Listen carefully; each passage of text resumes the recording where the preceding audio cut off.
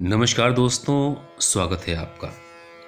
जब भी हम कोई लक्ष्य तय करें तो पहले से उसके बारे में भली प्रकार सोच लें। जब निर्णय कर लें तब हमारा पूरा ध्यान लक्ष्य की पूर्ति पर ही रहना चाहिए। जीवन के किसी भी क्षेत्र में सफलता की यही कसौटी है।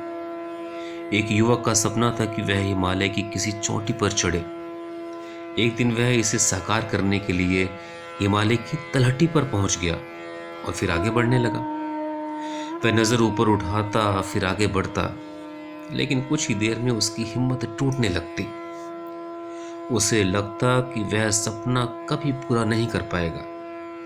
तभी उसे उधर से गुजरता एक वृद्ध गडरिया नजर आया। वह उसके पास गया और बोला कि मैं हिमालय की चोटी पर चढ़ना चाहता हूं, लेकिन थोड़ा सा चलने पर ही थक जाता हूं। कृपा करके मेरा मार्गदर्शन कीजिए।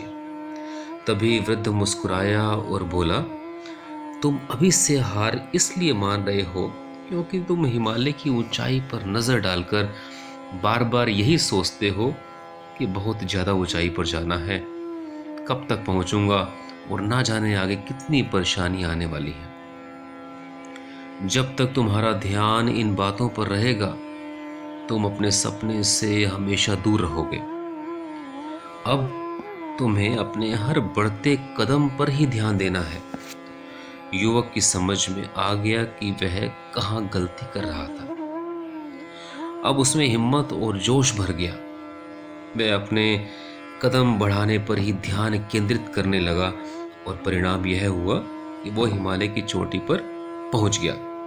तो मित्रों, इस प्रसंग का यही अर्थ है कि जब हम कोई लक्ष्य तय करें तो पहले से उसके बारे में भली प्रकार सोच लें।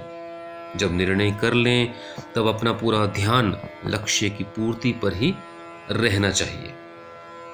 गुरु द्रोणाचार्य ने जब तीरंदाजी प्रशिक्षण के दौरान अपने शिष्यों की परीक्षा ली तो लक्ष्य पेड़ पर बैठी चिड़िया की आंख थी, लेकिन उस पर ध्यान केवल अर्जुन का ही गया, जबकि अन्य शिष्यों का ध्यान डालियों के घने पत्तों के बीच बैठी चिड़िया पर था।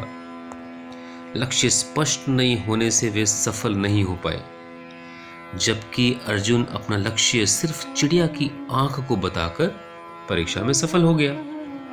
इन प्रसंगों से स्पष्ट हो जाता है कि बिना लक्ष्य तय किए किसी भी क्षेत्र में सफलता संभव नहीं है। तो दोस्तों, बने रहिए हमारे साथ इस योग यात्रा में।